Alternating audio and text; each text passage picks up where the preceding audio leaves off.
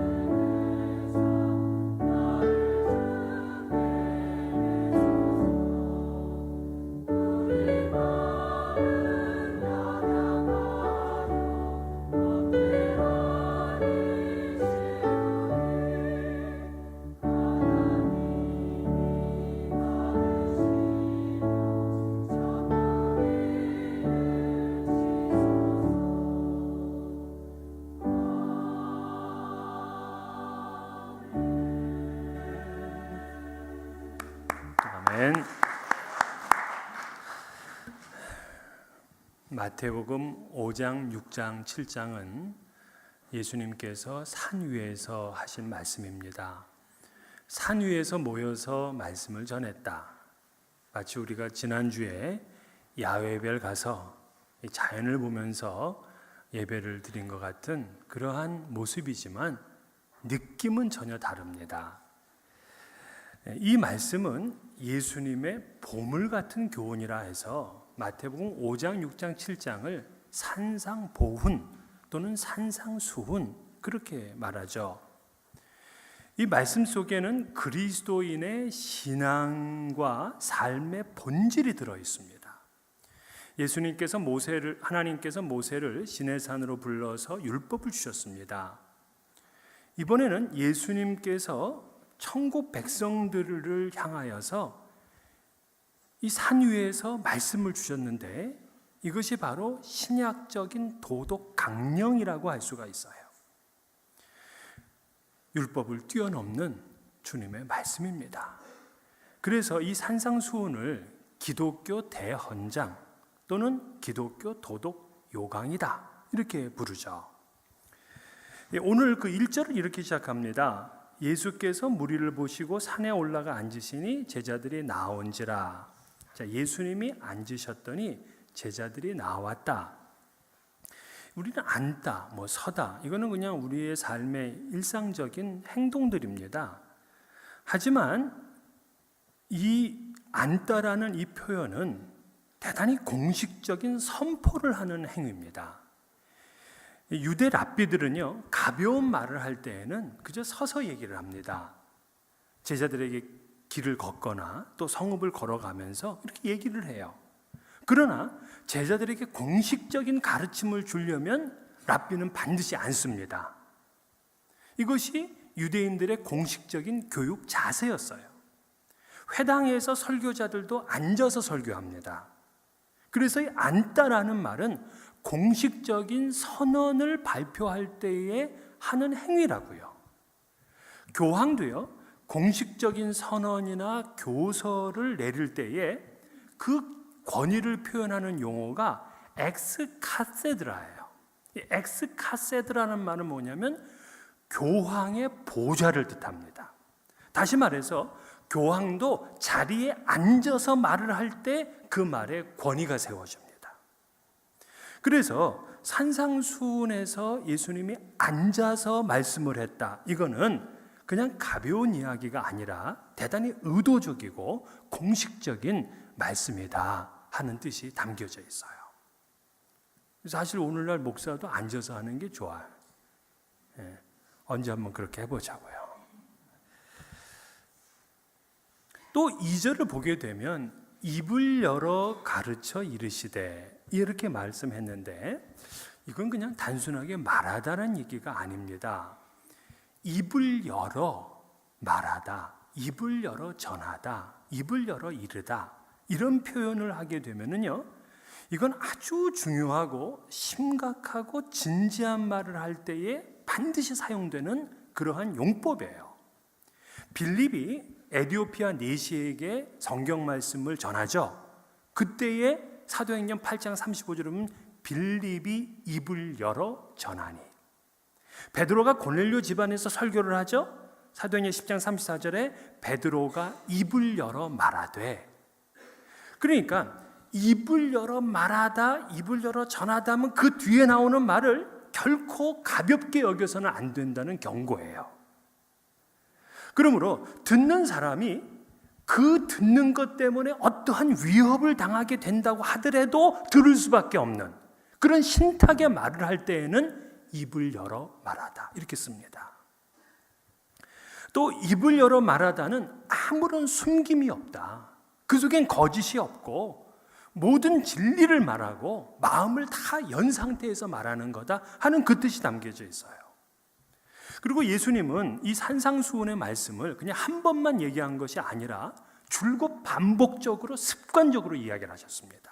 그 어떻게 아느냐? 2절에 가르쳐라는 단어를 보면 알아요. 가르쳐. 이 가르쳐라는 단어가 헬라어 용법 중에 완료형의 시제를 가지고 있습니다. 완료형. 그러니까 이 미완료형이라는 거죠. 그러니까 미완료형이라는 거는 습관적이고 반복적인 행위를 나타내는 시제입니다. 자, 우리가 이렇게 봅시다. 그는 찬양했다. 그는 찬양했다. 그러면 그 어느 시점, 언젠가 찬양을 했다는 얘기예요? 아니면 늘 찬양을 했다는 얘기예요? 우리는 몰라. 왜냐하면 우리말을 찬양했다에는 이게 한 번 있었던 과거의 일인지 아니면 과거에 계속 반복되어져 왔던 단어인지를 몰라요. 그러나 이 헬라어 용법에는 과거를 표현하는 것이 두 가지가 있는데 하나는 바로 이 여러분이 잘 아는 아오리스트, 즉 단순 과거형이 있고요. 또 하나가 바로 미완료형, imperfect 시제가 있어요. 그래서 그는 그때 찬양했다 이때는 건 단순 과거형 아오리스트를 써요. 그런데 언제나 찬양했다 쓸 때 그 찬양했다는 미완료형으로 써야 돼요. 그렇게 되면 이것은 반복적이고 습관적인 것을 나타내는데 바로 예수님이 입을 열어 가르쳐라는 이 말씀이 미완료형으로 되어 있기에 산상수훈은 늘 주님이 습관적으로 반복적으로 그리고 공식적으로 강조한 말씀이다 하는 것을 우리가 이해할 수가 있어요. 그래서 산상수훈의 이 말씀은 그리스도인들이 한 번 읽고 끝낼 것이 아니라 늘 가까이 해야 돼요. 제가 한 번은 중국의 지하신학교에 가서 한 주간 동안 이제 강의를 한 적이 있었어요. 원래 외국 사람이 와가지고 강의를 하면은 이 공안에 걸려요. 그러니까 모르게 합니다. 그런 거를 이제 일주일 동안 하게 되는데, 그러다 보니까는 이 사람들하고 같이 먹고 자는 거예요. 근데 거기에 한 그 청년이 있었는데, 이 청년은 원래는 모택동주의자더라고. 모택동주의자. 그러니까 이 모택동주의자들은 어떻게 사냐면요, 그 모택동 그 교지가 있습니다. 그 책자가 있어요, 수첩. 늘 그거를 읽습니다. 그리고 그대로 살아요. 그대로. 아침에 일어나면 그걸 봅니다. 그리고 그거 따라 사는 거예요. 그렇게 그는 십수년을 살아왔어요. 그런데 그가 모택동주의를 버리고 예수를 믿게 됐어요. 어떻게 예수를 믿게 됐냐 했더니, 자기가 성경을 읽다가 보니까 이 모택동의 글들이 전부 다 성경에서 따온 거라는 거예요. 그래서 내가 왜 가짜를 믿느냐, 진짜를 믿어야지. 그래서 자기가 예수를 믿게 됐다 하는 그러한 간증이었어요. 근데 제가 그 얘기를 들으면서, 아니, 모택동주의자는 매일마다 그 책을 읽으면서 그거를 따라서 살려고 애를 쓴다면 우리는 그 사람들보다 못한 거죠. 산상수훈은 그런 말씀이에요. 우리가 늘 가까이 책을 읽고 그리고 그 말씀을 따라 살아야 될 아주 중요한 기독교인의 신앙과 삶의 본질입니다. 그런데 우리가 이제 나누게 될 이 팔복의 말씀은요, 산상수훈 중에서도 핵심이라고 할 수 있어요.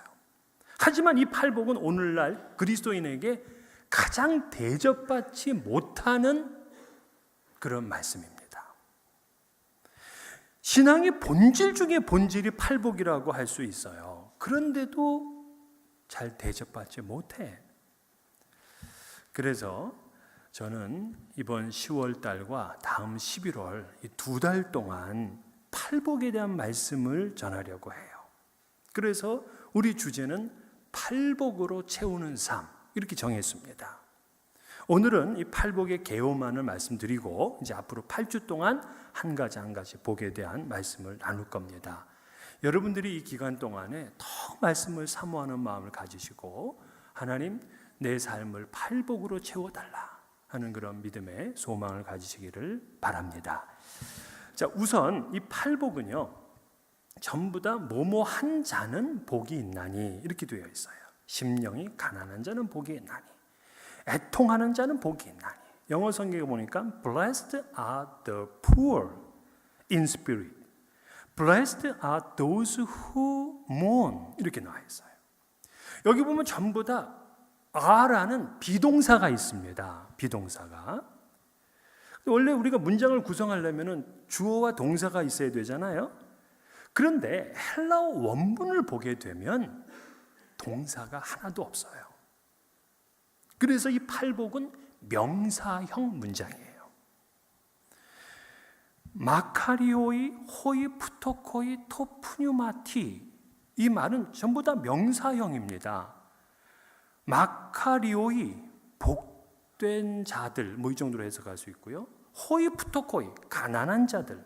토푸뉴마티, 심령이. 그 동사가 하나도 없어요. 구약 성경의 히브리어에서도 동사가 없이 명사형으로만 쓰는 문장들이 있습니다. 그런데 명사형으로만 문장을 만들면 대단히 강력한 메시지가 돼요. 예수 믿으면 천당 갑니다.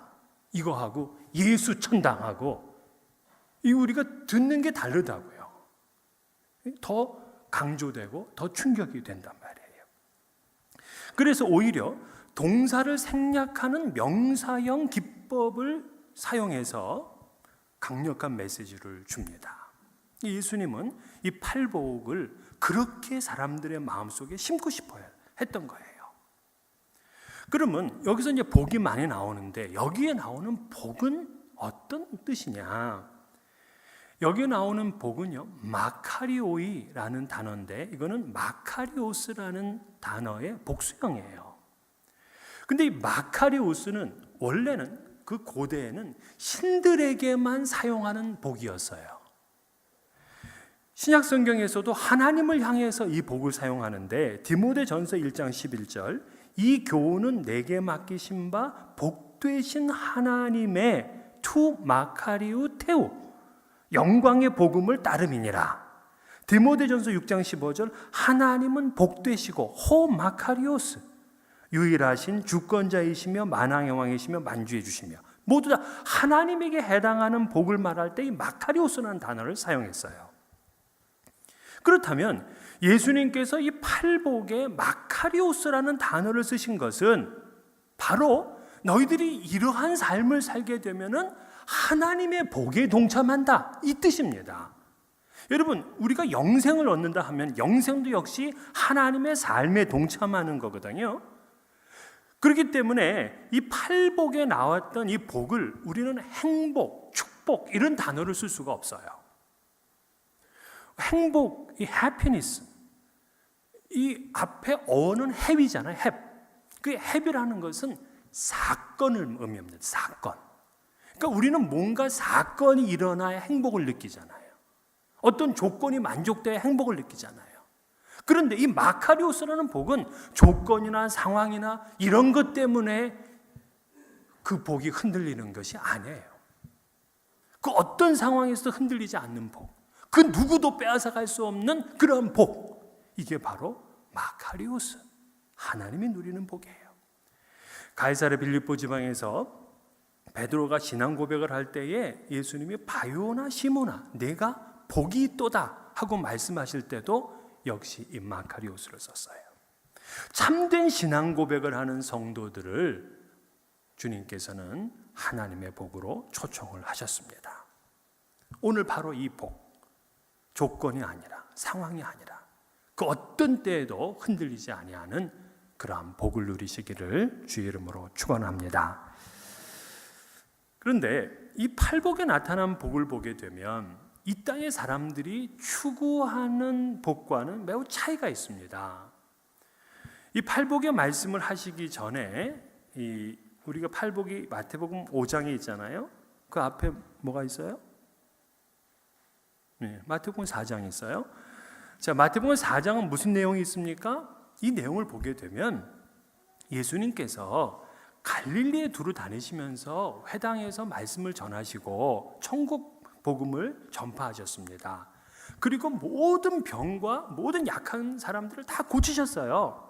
그랬더니 그 소문이 그냥 온 사방팔방으로 퍼지게 되면서 그냥 병으로 고통을 당하는 자, 귀신 들린 자, 간지 들린 자, 또 중풍병자들 이런 사람들이 다 모여왔습니다. 예수님이 그들을 다 고치셨어요. 그러자 이제는 갈릴리뿐만이 아니라 저 멀리 예루살렘, 유다, 요단강 건너편, 오늘날 얘기하면 트랜스 요르단 지역에 있는 사람들까지 수많은 사람들이 예수님을 보려고 쫓아왔습니다. 왜? 복을 받으려고. 이들은 복을 사모해서 온 겁니다. 복을 싫어하는 사람이 어디 있겠습니까? 우리 옆에 있는 분에게 한번 인사해 볼까요? 복 많이 받으세요. 한번 인사해 보세요.